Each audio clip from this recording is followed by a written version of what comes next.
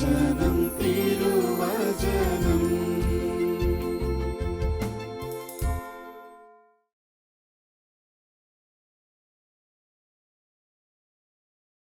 എനിക്കേറ്റവും പ്രിയപ്പെട്ടവരെ, നമുക്ക് ദൈവവചനം ശ്രവിക്കുന്നതിനും ഗ്രഹിക്കുന്നതിനും അതിനനുസരിച്ച് ജീവിക്കുന്നതിനും കൃപയ്ക്കായി നമുക്ക് ഒരു നിമിഷം പ്രാർത്ഥിക്കാം. പരിശുദ്ധ അമ്മയോട് മാധ്യസ്ഥം നമുക്ക് യാചിക്കാം. നന്മ നിറഞ്ഞ മറിയമ്മേ സ്വസ്തി, കർത്താവ് അങ്ങയുടെ കൂടെ സ്ത്രീകളിൽ അങ്ങ് അനുഗ്രഹിക്കപ്പെട്ടവളാകുന്നു. അങ്ങയുടെ ഉദരത്തിൻ ഫലമായി ഈശോ അനുഗ്രഹിക്കപ്പെട്ടവനാകുന്നു. പരിശുദ്ധ മറിയമ്മേ, തമ്പുരാൻ്റെ അമ്മേ, പാപികളായ ഞങ്ങൾക്ക് വേണ്ടി എപ്പോഴും ഞങ്ങളോട് അപേക്ഷിക്കണമേ. ആമേൻ. പരിശുദ്ധ കന്യകാമറിയത്തിൻ്റെ വ്യാകുലങ്ങളെപ്പറ്റി നമുക്കിന്ന് ചിന്തിക്കാം. നമുക്കെല്ലാവർക്കും പൊതുവേ ഇഷ്ടം സുഖവും സന്തോഷവും, ശാന്തിയും സമാധാനവും, ഐശ്വര്യവും അനുഗ്രഹവും ജീവിതത്തിൽ നിറഞ്ഞു നിൽക്കണം എന്നാണല്ലോ. എന്നാൽ നിത്യജീവിതത്തിലേക്ക് നമ്മൾ വരുമ്പോൾ ലോകം ദുഃഖമയമാണ്.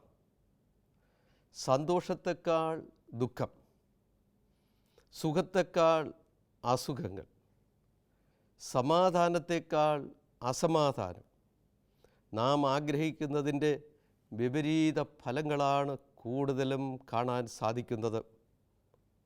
അത് ദൈനംദിന ജീവിതത്തിലെ നേർക്കാഴ്ചയാണ്.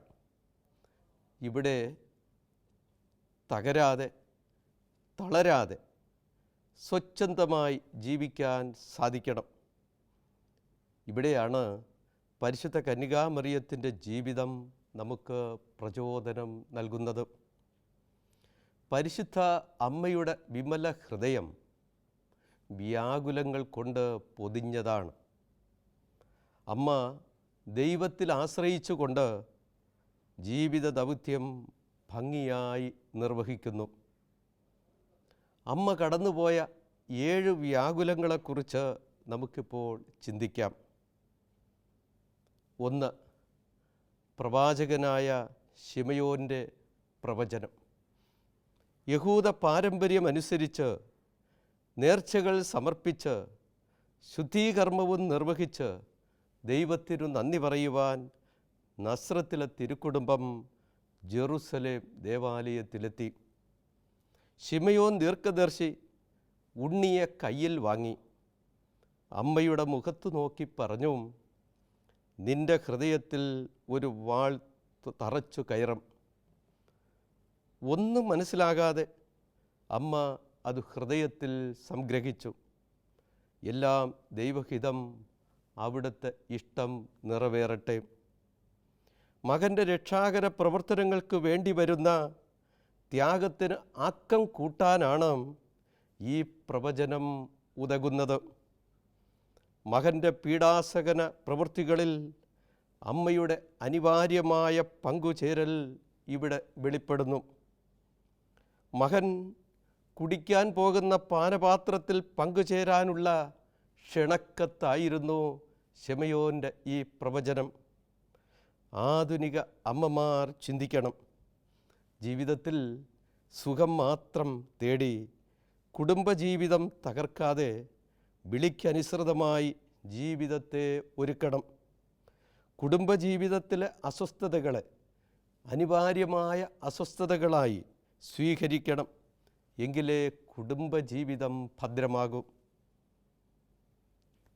2. ഈജിപ്തിലേക്കുള്ള സാഹസിക യാത്ര. 2ാമത്തെ അമ്മയുടെ വ്യാകുലമായി നമ്മൾ ധ്യാനിക്കുന്നത് ഈജിപ്തിലേക്കുള്ള സാഹസിക യാത്രയാണ്. ഹേറോദേസിൻ്റെ മൂർച്ചയേറിയ വാളിൽ നിന്ന് ഉണ്ണിയെ രക്ഷിക്കാനായിരുന്നു ഈജിപ്തിലേക്കുള്ള പ്രയാണം. കൊടും തണുപ്പ്, പാതിരാത്രി, കട്ടപിടിച്ച ഇരുട്ട്, ദുർഘടമായ വഴി, അപരിചിതമായ സ്ഥലം, യാത്രയിൽ സംഭവിക്കാവുന്ന അപകടങ്ങൾ, തികച്ചും സുരക്ഷിതമല്ലാത്ത അവസ്ഥ, ഇതൊന്നും പരിഗണിക്കാതെയായിരുന്നു ആ യാത്ര. മകൻ്റെ സുരക്ഷിതത്വം മാത്രമായിരുന്നു ലക്ഷ്യം. കുടുംബത്തിനു വേണ്ടി, മക്കളുടെ സുരക്ഷിതത്വത്തിനു വേണ്ടി എടുക്കുന്ന ത്യാഗത്തിന് ഒരു അതിർത്തി വെക്കാൻ പറ്റില്ലല്ലോ. വിശുദ്ധ ജോൺ പോൾ രണ്ടാമൻ മാർപ്പാപ്പ പറയും, മാതാപിതാക്കൾക്ക് ദൈവം നൽകിയ താലന്താണ് മക്കൾ. അവരെ സുരക്ഷിതമായി തിരിച്ചേൽപ്പിക്കണം ദൈവത്തിന്. വിശുദ്ധ കുറിയാക്കോസ് ഏലിയാസ് ചാവറയച്ചൻ മാതാപിതാക്കളോട് പറയുന്നത്, മക്കളെക്കുറിച്ച് നിങ്ങൾക്ക് നൽകിയിരിക്കുന്ന അക്ഷയ നിക്ഷേപമാണ്, അത് നിങ്ങൾ സ്വർഗത്തിൽ തിരിച്ചേൽപ്പിക്കണം എന്ന്. സ്വന്തം സുഖം, സൗകര്യം, താല്പര്യം, ആരോഗ്യം, സൗന്ദര്യം ഇവ മാത്രം നോക്കിയാൽ പോരാ. മക്കളുടെ ആത്മരക്ഷ ഉറപ്പാക്കണം. അതിനു വേണ്ടി വരുന്ന എന്തു ത്യാഗവും മാതാപിതാക്കൾ ഏറ്റെടുക്കണം. എങ്കിൽ മാത്രമേ മക്കളുടെ സുരക്ഷിതത്വം യഥാവിധം ഉറപ്പാക്കാൻ സാധിക്കൂ. മൂന്നാമത്തെ വ്യാകുലമായി നമ്മൾ ധ്യാനിക്കുന്നത് 12-ാം വയസ്സിൽ ദേവാലയത്തിൽ കാണാതാകുന്നത്. ജെറുസലേം ദേവാലയത്തിൽ പെസഹ തിരുനാളിൽ പങ്കെടുത്ത് തിരിച്ചു പോരുന്നു. ഒരു ദിവസത്തെ യാത്ര പിന്നിട്ടു. സത്രത്തിൽ തങ്ങി. അവരുടെ കൂട്ടത്തിൽ ഈശോയെ കാണുന്നില്ല. അമ്മയുടെ ഇടനെഞ്ച് പിളർക്കുന്ന സന്ദർഭം. തിരിയെപ്പോയി. 3 ദിവസമെടുത്തു ദേവാലയ അങ്കണത്തിലെത്താൻ. സൂക്ഷ്മമായി ഓരോ സ്ഥലവും പരിശോധിക്കുന്നു. അവസാനം വിദ്വൽ സദസ്സിൽ റബിമാർക്കിടയിലിരുന്ന് മകൻ തർക്കുത്തരങ്ങൾ നടത്തുന്നത് അമ്മ കാണുന്നു. അമ്മയ്ക്ക് ആശ്വാസമായി മകനെ കണ്ടെത്തിയതിൽ. അതുവരെ അമ്മ അനുഭവിച്ച വേദന വാക്കുകൾക്ക് അതീതമാണ്.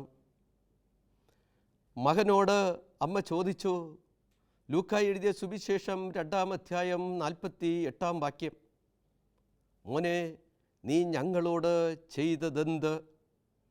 നിന്റെ പിതാവും ഞാനും ഉത്കണ്ഠയോട് കൂടെ നിന്നെ അന്വേഷിക്കുകയായിരുന്നു. പ്രഭാഷകന്മാരുടെ പുസ്തകം 30-ാം അധ്യായം 1 തുടങ്ങിയുള്ള വാക്യങ്ങളിൽ കുട്ടികളുടെ ശിക്ഷണത്തെപ്പറ്റി രേഖപ്പെടുത്തിയിരിക്കുന്നു. 2-ാമത്തെ വാക്യത്തിൽ നമ്മൾ കാണുന്നത്, മകനെ ശിക്ഷണത്തിൽ വളർത്തുന്നവന് അവൻ വഴി സന്തോഷം ലഭിക്കും. അല്ലെങ്കിൽ 13-ാമത്തെ വാക്യത്തിൽ കാണാം, അവൻ്റെ ലജ്ജാകരമായ പ്രവൃത്തികൾ നിമിത്തം ദുഃഖിക്കേണ്ടി വരും. ആനുകാലിക സംഭവങ്ങൾ അതല്ലേ നമുക്ക് പറഞ്ഞു തരുന്നത്. മാതാപിതാക്കൾക്ക് മക്കളെ തിരുത്താൻ ഭയം. മക്കൾക്ക് മാതാപിതാക്കളിൽ നിന്ന് ഉപദേശം സ്വീകരിക്കാൻ മടി. ഈശോ അമ്മയുടെ അവസരോചിതമായ ഇടപെടലും തിരുത്തലും അംഗീകരിച്ചു. ഹൃദയം തുറന്നു സ്വീകരിച്ചു. അതനുസരിച്ച് ജീവിച്ചു.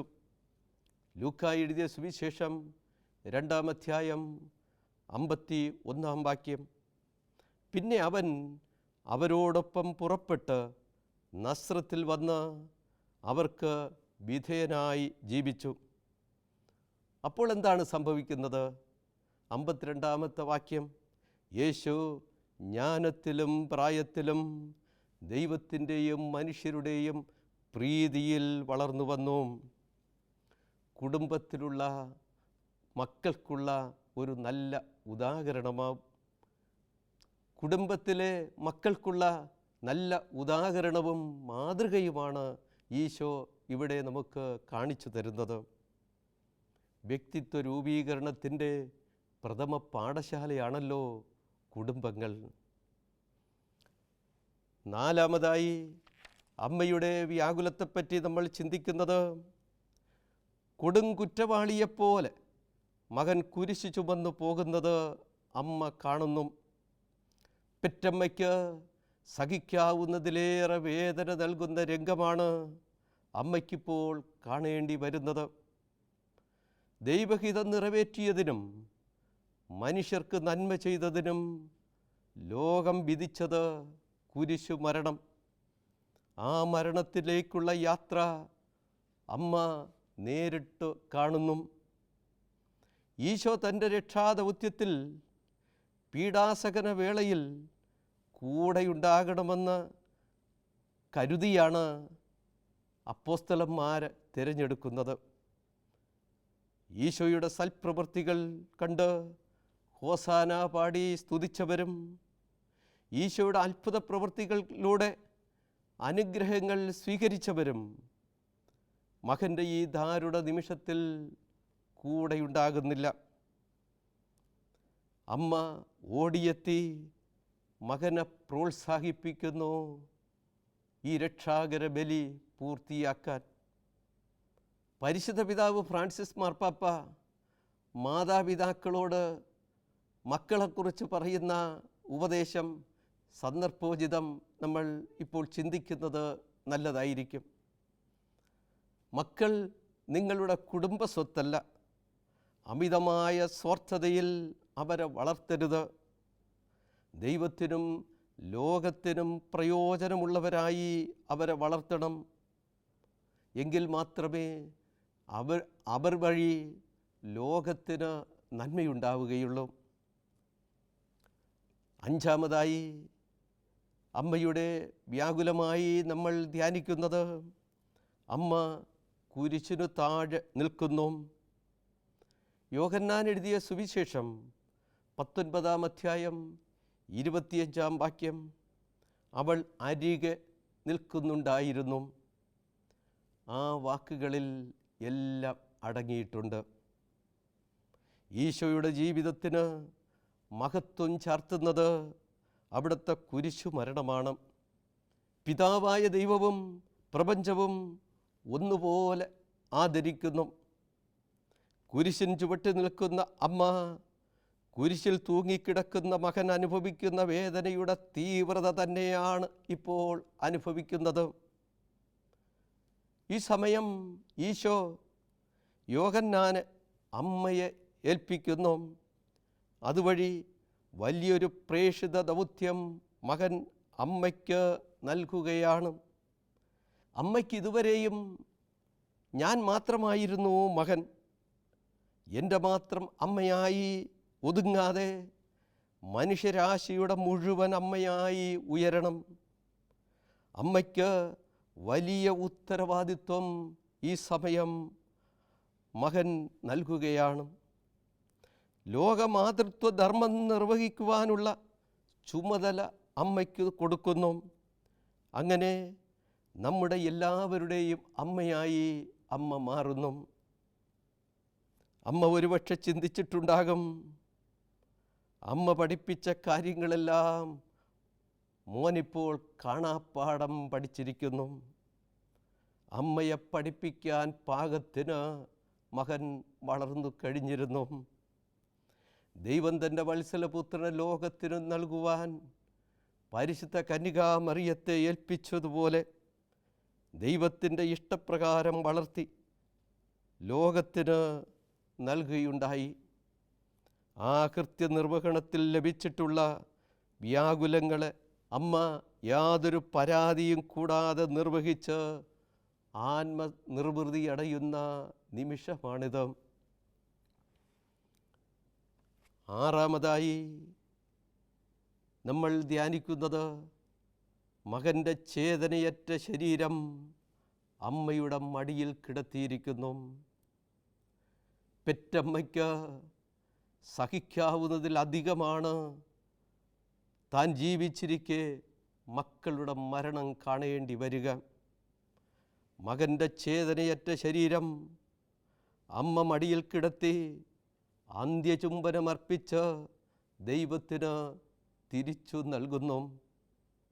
ദൈവം ഏൽപ്പിച്ച ദൗത്യം കൃത്യമായി നിർവഹിച്ചതിൽ അമ്മയ്ക്ക് ചാരിതാർത്ഥ്യമുണ്ട്. പിതാവായ ദൈവം ഏൽപ്പിച്ച രക്ഷാകര ധർമ്മം അവസാനത്തുള്ളി രക്തം വരെ ചിന്തി നിർവഹിച്ചതിൽ അമ്മ മകനെയോർത്ത് അഭിമാനിക്കുന്നു. യേശുവിൻ്റെ പരസ്യജീവിത കാലത്ത് യേശുവിൻ്റെ സൽപ്രവൃത്തികൾ കണ്ട് ജനക്കൂട്ടത്തിൽ നിന്ന് ഒരു സ്ത്രീ വിളിച്ചു പറഞ്ഞു, നിന്നെ വഹിച്ച ഉദരവും പാലൂട്ടിയ പയോധരങ്ങളും എത്ര ഭാഗ്യമുള്ളത്. പെറ്റമ്മയ്ക്ക് മകൻ വഴി കിട്ടാവുന്ന ഈ ലോകത്തിലെ ഏറ്റവും വലിയ അംഗീകാരമാണത്. കുടുംബജീവിതം നയിക്കുന്ന മാതാപിതാക്കളും മക്കളും ചിന്തിക്കണം, നന്മയുടെ കണ്ണിലൂടെ നോക്കുമ്പോൾ പരസ്പരം അഭിമാനിക്കാൻ സാധിക്കണം. മാതാപിതാക്കളുടെ നല്ല ജീവിതത്തിൽ മക്കളും, മക്കളുടെ നല്ല ജീവിതത്തിൽ മാതാപിതാക്കളും അഭിമാനിക്കാൻ ഇട കൊടുക്കണം. ഏഴാമതായി നമ്മൾ ധ്യാനിക്കുന്ന അമ്മയുടെ വ്യാകുലം, ഈശോയുടെ തിരുശരീരം കല്ലറയിൽ സംസ്കരിക്കുന്നു. മനുഷ്യജീവിതം ഒരു യാത്രയാണ്. ദൈവത്തിൽ നിന്നും ആരംഭിച്ച ഈ യാത്ര ദൈവത്തിങ്കൽ എത്തിച്ചേരുമ്പോഴാണ് പൂർണ്ണമാകുന്നത്. ഈശോ പിതാവിൻ്റെ അടുക്കിൽ നിന്ന് വന്ന് തൻ്റെ ദൗത്യം നിർവഹിച്ച് പിതാവിൻ്റെ സന്നിധിയിലേക്ക് തിരിച്ചു പോകുന്നു. മകൻ്റെ ഈ വേർപാട് വഴി അമ്മ ഇപ്പോൾ തികച്ചും അനാഥമായി. അമ്മയ്ക്ക് മകനെ നഷ്ടപ്പെട്ടപ്പോൾ ലോകത്തിന് അമ്മയെ കിട്ടി. 2015 സെക്കുലർ ചാനലായ നാഷണൽ ജിയോഗ്രഫിക് ചാനൽ ഗവേഷണാത്മകമായ ഒരു പഠനം നടത്തുകയുണ്ടായി. ലോക ചരിത്രത്തിലെ ഏറ്റവും സ്വാധീനമുള്ള സ്ത്രീ ആരാണ് എന്നറിയാനുള്ള പഠനം. സമാനതകളില്ലാതെ കണ്ടെത്തിയത് നസ്രത്തിൽ ജനിച്ച യേശുവിൻ്റെ അമ്മ മറിയം എന്നായിരുന്നു. ലോകത്തിൻ്റെ നന്മയ്ക്ക് അനിവാര്യമായ വ്യാകുലങ്ങളെ മടികൂടാതെ സ്വീകരിച്ചതുകൊണ്ടാണ് ലോകം ഈ ബഹുമതി നൽകി അമ്മയെ ആദരിക്കുന്നത്. നമ്മുടെ ജീവിതത്തിലെ വ്യാകുലങ്ങളെ നമ്മളും സ്വീകരിക്കാൻ മടിക്കേണ്ട.